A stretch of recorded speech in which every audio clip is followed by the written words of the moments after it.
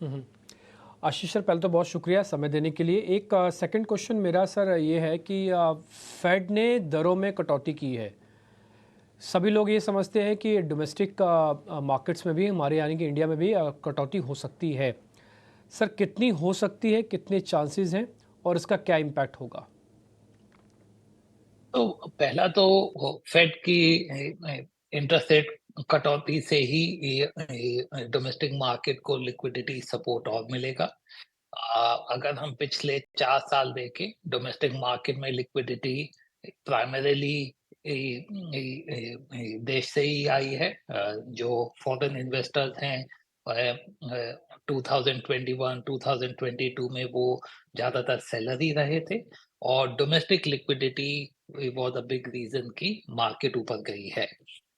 इस साल जैसे कि फेड का आउटलुक क्लियर हुआ कि वो रेट कम करेंगे, foreign liquidity has started to come in. आपने देखा होगा पिछले 1 डेढ़ महीने में तकरीबन 50,000 करोड़ रुपया फॉरेनर्स ने इन्वेस्ट किया है।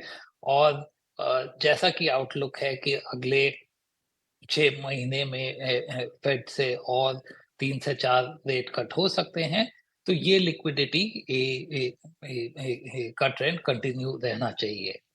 अ, अगर हम डोमेस्टिक इंटरेस्ट रेट की बात करें, आई थिंक आरबीआई अभी भी इन्फ्लेशन की तरफ से चिंतित है। हेडलाइन इन्फ्लेशन 4% के ऊपर प्रोजेक्ट कर रहा है। तो इसलिए हमारा मानना है कि आरबीआई की तरफ से इंटरेस्ट रेट कटौती अ, जनवरी से मार्च क्वार्टर से पहले नहीं होगी। डिस्पाइट द फैक्ट कि फेड ने ऑलरेडी 50 बेसिस पॉइंट रेट कम कर दिए हैं। बट हम सिर्फ इंटरेस्ट रेट की बात ना करें, अगर आरबीआई की मॉनेटरी पॉलिसी देखें, तो आरबीआई ऑलरेडी वहां पे ज्यादा एकोमोडेटिव हो गया है।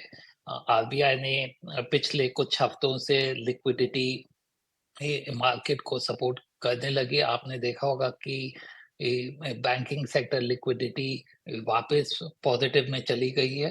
तो I think liquidity support from RBI already आने लगी है। और हमारा मानना है कि तकरीबन 6 महीने में आप देखेंगे कि इंटरेस्ट रेट कट भी आए। ठीक है, छोटे-छोटे सवाल हैं। एक तो ये कि बाज़ार रिकॉर्ड हाइज़ पर हैं। अ, मतलब 1-2 दिन से थोड़ा प्रेशर ज़रूर देख रहे हैं, लेकिन क्या ये सही वक़्त है कि मिड कैप से स्मॉल कैप से मूव करके लार्ज कैप्स में चले जाएँ? और दूसरी चीज़, चाइना में जिस तरह से स्टिमुलस मेजर्स लिए गए हैं, हालाँकि हमने हाल-फिलहाल देखा है कि एफआईआईज़ का सपोर्ट भारत को मिला है, लेकिन क्या इन स्टिमुलस मेजर्स के बाद एफआईआईज़ के आउटफ्लो का रिस्क बढ़ गया है या फिर ज़्यादा टेंशन लेने की ज़रूरत नहीं है? आई थिंक अगर मैं आपके पहले सवाल की बात करूं कि रिस्क कहाँ पे ज्यादा है, mid cap, large cap, small cap, I think जो मार्केट में स्टॉक जो एक्सपेंसिव हैं, वो वही स्टॉक हैं जहाँ पे अर्निंग एक्सपेक्टेशन ज्यादा है। और अगर हम लार्ज कैप की भी बात करें, तो अगर आप लार्ज कैप में देखेंगे कोई भी कंपनी जहाँ पे 20-25% अर्निंग ग्रोथ एक्सपेक्टेड है, वो भी मार्केट में 35-40 टाइम से कम नहीं ट्रेड कर रही है।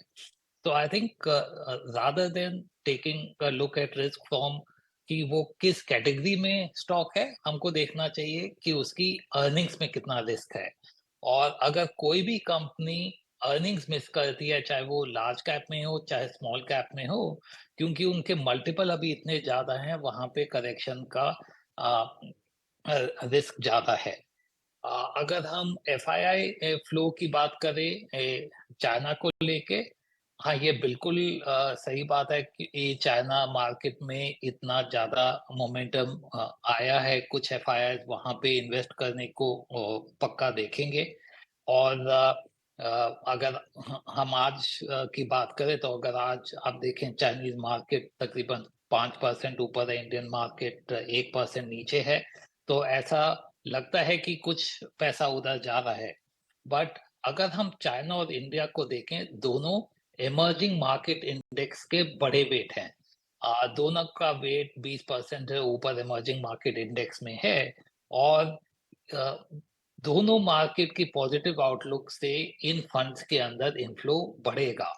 और इसलिए आई थिंक अगर चाइना बेटर करेगा तो इस माहौल में जब फेड रेट कट कर रहा है तो इमर्जिंग मार्केट्स फंड्स को फ्लो ज्यादा आएगा और उसके कारण बोथ इंडिया और चाइना के लिए फ्लो इंक्रीज होगा। तो आई डोंट थिंक चाइना की मार्केट रैली इंडियन मार्केट के लिए रिस्क है।